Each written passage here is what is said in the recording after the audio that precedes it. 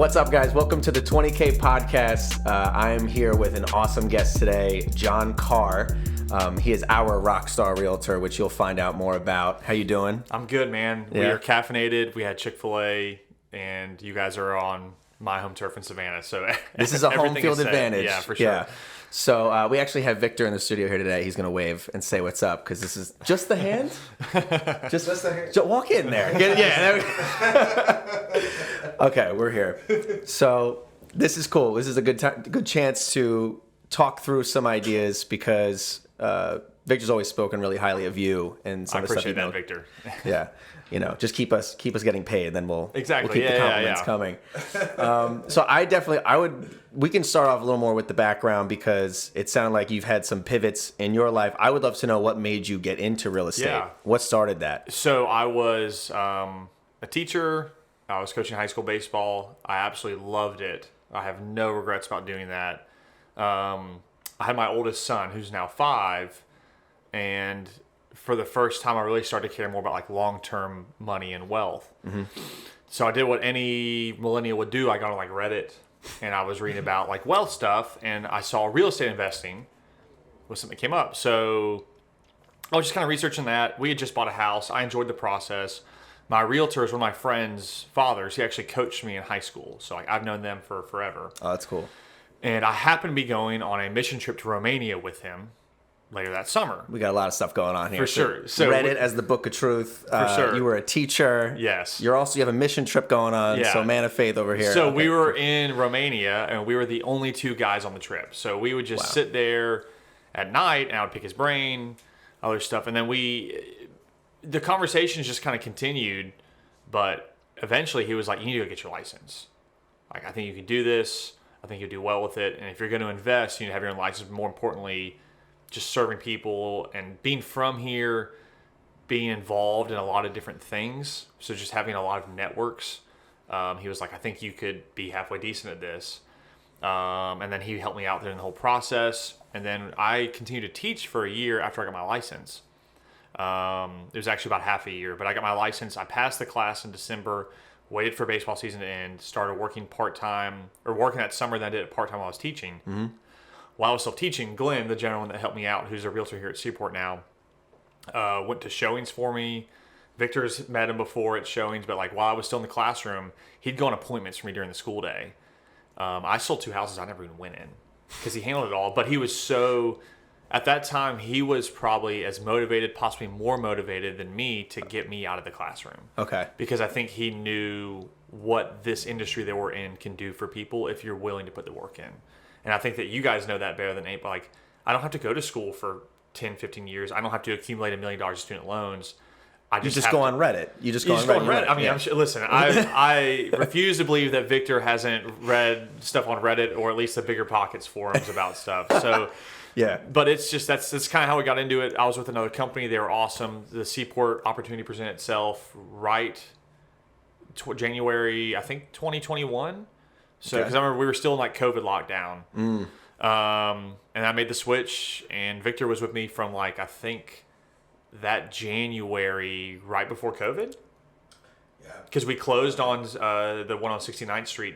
Like June or July, I thought it was. March. Was it? Yeah. We were on lockdown, so I can't remember when any of that happened. Okay, gotcha. I was going to ask how you guys wound up finding each other. I went to middle school for 1 year with Victor's cousin, and the way I remember it, and Victor can step in here, I actually know all the details because they messaged me on my birthday. I was driving home to see my wife's grandfather in the hospital. Oh, wow. They sent me a message, and they wanted to start investing. I don't know if they'd interviewed other people before, but I think being that it was 2019, which was kind of a downer market. Okay. I don't think people were looking to pick up flipper clients. And I think he was just having a hard time finding people that were like, hey, this is what we want to do. We want to dream big, but we have no experience. We have to figure it out. And lucky for them, I also have no experience, and I had to figure it out. I had no clue about cap rates, rates of return, ARVs, like completely. I mean, I'd really been in the business functionally like 5 months. Wow. And so we got to kind of figure it out together, which is why I love Victor so much and why I feel so loyal to him of like, we've kind of started to figure out and grow at the same time. Yeah. So it's a cool process. Okay, that's awesome. So before we get into, you were talking a little bit about the loyalty and how you're working with investors. What exactly are you doing now, so everyone understands? So I am a associate broker here at Seaport. So I'm basically just what people know as a real estate agent. Cool. I would say a large bit of my clients are investors. I've got like Victor. I've got Spanish Moss Home Buyers as a client. They're awesome too. But I'd like to work with all these investors who have good reputations in town. And that's important to me. We're not doing shady deals. And I do a lot of the retail stuff. So I work a lot with my friends, family referrals. That stuff is fun. My real passion is the investing stuff. Oh, yeah? Yeah, I mean, Victor and I will get ourselves in trouble. We work a little bit different schedules. Victor lives the Miami life, so like he actually has a life at night where like my kids go to bed at 8:00, my wife's in bed at 9, so I'll go peruse the MLS and just run numbers and find comps for stuff. And even if it's just like, what's this neighborhood doing? Because I want to know where are the great rent spots, where are the next flip spots, and then trying to source deals. I think a cool key there is that you're genuinely passionate about what you're doing. Yeah. You're into it, right? Yeah. Most people, it's like, all right, I'm going to dedicate this amount of time towards work or Correct. my business, and then it's like, get me out of here. Yeah, I really like, if I have to be super honest, the houses themselves, I'm not going to go into a house and like geek out about crown molding. Like, it's just not. What do you mean? Crown molding is beautiful. Yeah, or people walk in or I'll have clients like, oh, they used, Mediterranean quartz. And I'm like, if you like it, I like it. And like, I have my own personal taste. Yeah. But I have a passion for helping. I like serving people. I feel like I'm very relational. Nice. Sometimes to a fault, but it's like, I like to, in my mind, almost like become friends with clients. And it's like, if that means I pay for a $500 clean out of a closing, like, it's not a bottom line thing, because I truly believe that if you just take care of people and if they're generally happy, at least with your service at the end, whatever money you make or don't make takes care of itself, because this is a business that is so word of mouth, so referral. So it's like, you're happy, I'm happy. I want this to be like a service type thing. So for me, it's less about like the actual house themselves and like it's a people business. Now, you have to have a competency with knowing houses. You got to know neighborhoods. You got to be able to tell people if there's a good deal. So, one, I like the relationships. And then two, to a fault, I'm like hyper competitive person. I wouldn't say it's necessarily a fault when it comes to business. It can get me in a little bit of trouble. But like, I run numbers weekly on what other people's sale numbers are in our office and other offices. I like to know where everybody sits. I do it a little bit less. Like, I'm a little competitive, and then you're like, here we go. I may or may not accumulate a hit list every year of agents that I want to sell more than every year. Good to know. So you heard it here first. Well, let's back up. Then let's go into this, right? So, we've been doing. It's kind of been a theme when we do talk about, especially coming from investors, talking to other investors or developers. There's a way to work with agents, right? Correct. And there's also a way that agents can work with us and things that they should know of. So we call it being a rock star agent. Yeah.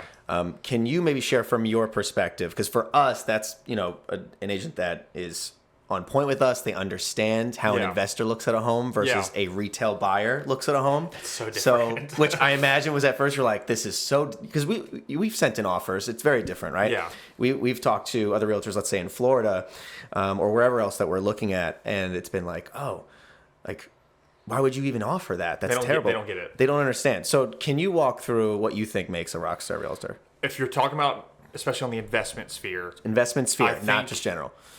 One, having someone that is like long-term focused.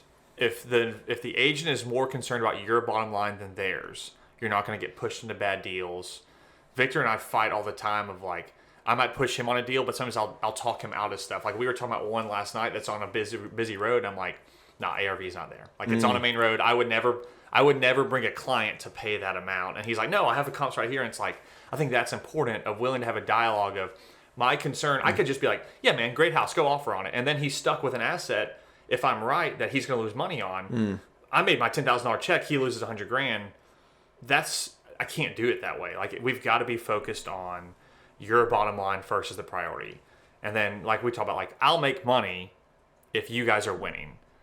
So second, being willing to speaking the lingo and understanding terms, what people want of like ARVs, understanding how y'all buy the properties, understanding how your loans work and how your debt service ratios and points. And it's like, oh yeah, you can make 20 grand on this. This is a great flip. Well, no, it's not. Yeah. Because I'm going to have 200 grand. Like, it's not worth the risk. So understanding like risk equations and stuff like that of like what actually makes a good deal, and then working backwards from what y'all want.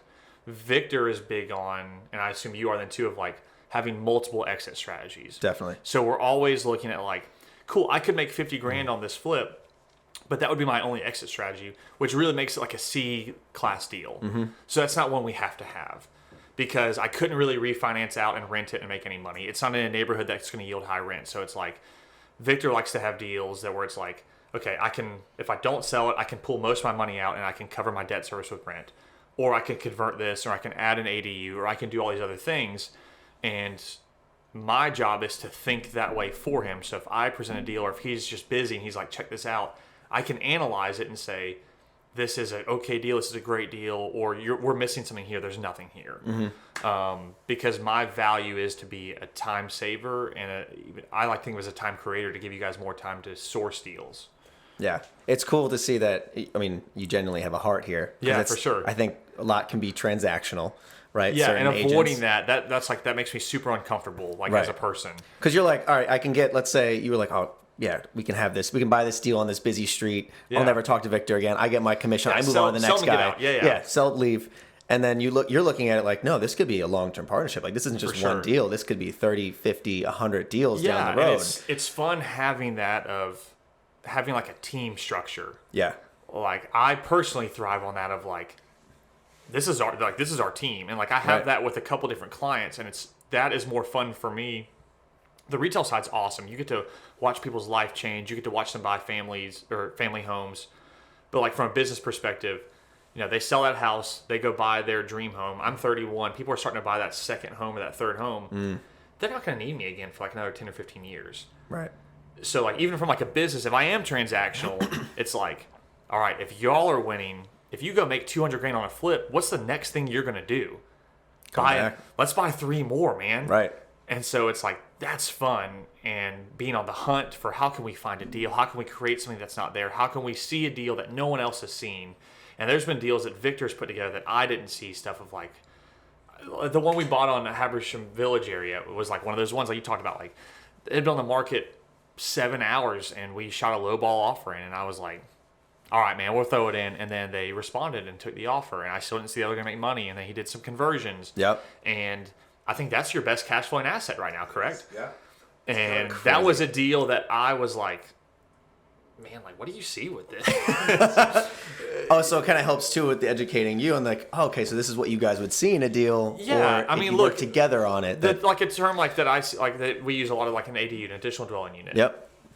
That's Love not the a term, ADUs. That's not a term that comes up with 99% of real estate conversations. True. And like I find myself, I've used them before with other agents, and like, hey, you think we convert this to an ADU? And they have no clue I'm talking about, because Right. your traditional person's not going to know that.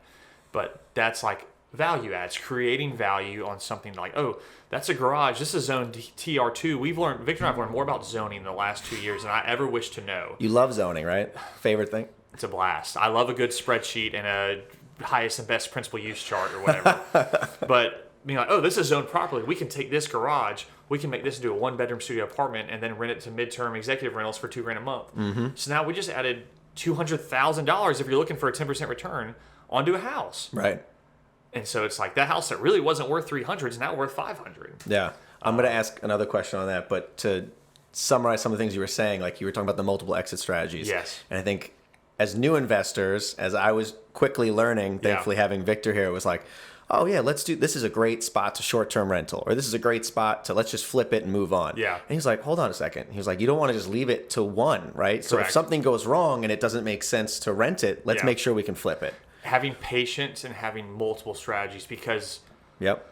real estate is a highly volatile business, and you never Roller coaster for sure. And it's not, I guess it's kind of like the stock market, but the thing is like, if I buy and dump stock or whatever, like it's just different. Like real estate's like, if I buy something, who could have predicted the COVID market? Who could predict the rates dropping? I mean, when COVID first happened, I had listings that were sitting. I'm like, we're going to have to slash prices. We're going to do all this. And then we waited 3 months, and then they sold for like $20,000 over. But that's unpredictable. That's not a model. That's not like a chart. Right. That was a world pandemic. And so if you were in the middle of a flip there, you had to be sweating bullets, especially if you're using private lending. You're paying 10% interest monthly, and they're going to call the note due in a year. Like, you have to have another strategy to at least not lose your butt on it. Well, let me ask you this, because you're talking about like this world, issues. How much has real estate led you to be more involved with what's going on in your neighborhood or the country, whatever? I pay a lot more attention now. I was a history and civics teacher, so like paying attention to, elections, like we were teaching that. Yeah. But real estate's cool of like, it gives you opportunities to meet these people that can be like decision makers and shaping how the city functions. And a lot of times housing is always the biggest issues. Yeah. Like I have a client right now who's a really great dude, but like he's building like affordable housing down off one of the main roads, and like he's fighting the city to get the zoning permits because he wants to have these little 1-bedroom studios, and like conversations with him are always super like enlightening. Wow. But like I wouldn't have been interested in that 5 years ago. Right. Now that you realize it could be a play together, that correct. I like what you said. You're helping shape the community. Yeah, or even like with flips, Savannah is a very weird city. There's 1 million vacant houses that people inherited. They just sit on. It's so weird. Like if you go drive down, and it's every neighborhood. You can drive down the prettiest neighborhoods in Savannah, and they'll just be these ratty, unkempt houses that no one wants to sell. They're owned by some heir in Kentucky, and they just sit on them. Wow. And I view, sometimes real estate investors can get kind of a nasty bit on social media and everything else, and like being like scummy landlords and painting over outlets. But like if done properly, you can revitalize neighborhoods, and you can add to what people's property values are, and you can solve a lot of problems. And if done right, working with people of like high character, like you can be an asset to society and then also make it profitable. And I think that's a really cool thing. Yeah, that's a big vision for us. We always look at these neighborhoods, we're like, imagine if we had this or that there, right? Yeah. It's not just high level or high end A-class condominiums. It's what makes sense for the community, right? Yeah. And going back to, talking about some of these deals, and you guys obviously had a few, but you've worked with a few other investors too. Yeah. What's maybe one of your favorite deals or craziest deals that you recall, especially being an agent, being like, how am I working with this investor? Do you have anything off the top of mind? I wouldn't say the deal itself was crazy, but the house itself was crazy. The fun part about investing is you go in houses that are really interesting. Sometimes interesting for reasons that make you want to take a really hot shower afterwards. Wow. But like I keep windbreaker pants, grocery bags, and boots in my truck at all times. Okay. So I'll go into houses, I'll throw on, it looks like I'm wearing, like I call it my homemade hazmat suit, and I'll even put grocery bags on my hands and my feet. I've left houses in my underwear before because I had fleas. Okay. And like that's why I started doing that. Yes. Okay. So you just never know. But like those are where the money is at. Yeah. The scarier the house. I have a video somewhere. These are not penthouse condos. Got it. It's not appropriate for the internet. But like Fair. I'm walking through this house, and our contractor's in there, and we're walking through it. There's a tree through the roof. We found this deal, and we forgot what we want to do with it, and we're walking through. It's been vacant for years. The tree fell years ago. It is a true. It looks like a war scene. Wow. And we're walking through, and we're taking video, and there's like buckets in this one hallway, and we're like, we're not going to look in the bucket, whatever. The house is condemned. We may or may not have had permission to be in the house, and so we're going through there, and then we walk into a room, and there's just a homeless guy laying in the bed. What? And we had been loud. He just didn't say anything. He's just there on his phone, just chilling. And you can hear the contractor like, oh, and then run out, and like we're running out of the house. We just weren't. That keeps my life interesting, and finding deals like that, and that ended up being one of the more profitable deals that we've done. Jeez. But it was like getting the chance to go in that, But like you said, people would drive past that. That's not. They don't think of it. Or there are agents that go, oh, I can't do anything with that, and like, no, it's $100,000 rehab. Right. It's just a number. But that's what makes it valuable, is that you understand this, whether it's from Reddit or however you learned it. Shout out to Bigger Pockets as well. That's the beauty of it, right? You know how to, if we're bringing you deals, we're like, hey, can we look at this? Can we send an offer? Yeah. And you're like, yeah, I'm thinking about this, or I've passed by this before, and we actually did this with this investor. Yeah. Like, that is super valuable for us, instead of being like, I wouldn't send an offer for that. The nastier, more dilapidated, run down, vacant the house, Yep. the absolute better. I love like, it. That gets me pumped up with stuff because now it's like we're going to revitalize this thing and we're going to completely change it. And I get to watch y'all's crews do a phenomenal job. And like those are where the money's at. The easy deals, if anyone can do it, it's not going to be profitable. You guys as investors get paid to solve big problems.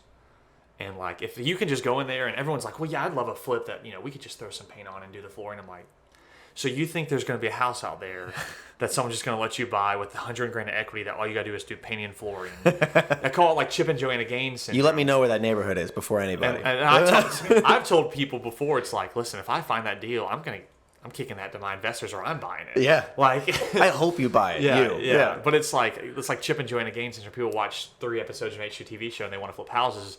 But then you're like, well, I want to flip houses. I'm like, cool, let's go in this house with a tree. And be like, no, I can't do this. I'm like, this is the game, like this is how the money's made. I love that. So going into, because obviously this is our first chance to actually meet, so I didn't know what to expect, let alone the fact that you were married and had kids. For sure, yeah. So you have a business here, you have a life. Yeah. It sounds like you have some fun events going on too later. For sure. Hence the golf polo. Of course, yeah, and the shorts. And the shorts. But talk to me, because I understand people talk about like life balance. There is no balance, but there's obviously a way that you have to work together with having a family and then also a business. Can you talk about how that's going for you and what you do? Maybe some things you can recommend to other folks. Yeah, I think how you balance that. Time blocking. Okay. And being willing to just be really committed to like when you make a schedule, blocking and planning, even planning for things you can't plan for. Which I know that sounds crazy, but it's like I try to be working at 7:45 every morning. Because my wife's a teacher. She's out the house at 7. I drop my kids off at 7:30. Then there's nothing else for me to be doing. So I'm either with a client, taking someone to breakfast, or I'm at the computer, or I'm here, but I want to be working at 7:45. So I try to start the day earlier. I try to be home at like 5:15. And so like structuring the day of like, all right, this is a work day. I think the problem with real estate is people just wait for their phone to ring and be like, oh, well, I don't have anything today. I'm going to go play golf. Or I'm going to go do this. But it's like, if I'm going to do those activities, I have to block them. Because it's like, all right, I'm working today. So I'm going to be working all day. And if I don't have anything I have to do, I'm going to find something to do because we're working. There we go. So it's like, we'll follow up with somebody. We can always be checking on deals. If I get really, it's been a while, but like if I don't have anything to do, like I'll go drive around in my truck and write on a notepad of really crappy looking houses and we'll get on white pages. We'll knock on doors. Love that. It's not like a daily thing, but like there is something that you can do. And so treating it like a true daily job. Like real estate is not a hobby. I hear people all the time of like, well, I want to get into real estate because like I'll sell 3 or 4 houses a year and I'll stay at home and like, I hope you do because I'm gonna beat you. We love that for you. Yeah, I love that. Like, but it's people see there are a lot of realtors that do it as a part-time job. And that's great. And like sell houses, a couple of your friends, represent yourself. And then there are people who are, this is my full-time profession. Can people dabble in real estate? Yeah, absolutely. You sure? Yeah. I'm asking you. It's okay. No. Yes. You won't be held against it. And there's some really good agents that like, this is not, maybe they have a spouse that does really well, or maybe they're like semi-retired. Like that's my goal is like 10, 15 years. And I'll represent my friends and Victor can call me and I'll sell his penthouse, downtown or whatever. But it's like, I don't want to be like hustling all day when I'm retired, but there's nothing wrong with that. But it's like having someone that like, I'm going to block my time. And then I brought in Will, who's sitting out there working right now while we're doing this. There we go. Will helps me with showings and he's just overall like a great partner. So he's not really a showing assistant. That was kind of the role I originally imagined, but he's just kind of like a general business partner. He's got a passion for investing. And one of us, we try to always be available and like, we just try to go get after it and serve clients. I love that. Well, I appreciate you taking the time out. I think one last thing I would love to ask you is, you've had a pretty solid career so far. Yeah. Where do you see yourself going with this 5-10 years out? I know you mentioned a little bit like being able to chill and, when investors call me up, is there anything else that you would love to be involved with real estate wise? Yeah, I guess I buy properties as well to hold. I don't like to flip because one, I think I've never done a project like that myself. I've been involved with all this, but you guys know flipping is a time-sucking activity. You better be calling your contractors every day. You got to be checking stuff out. You've got to be running numbers.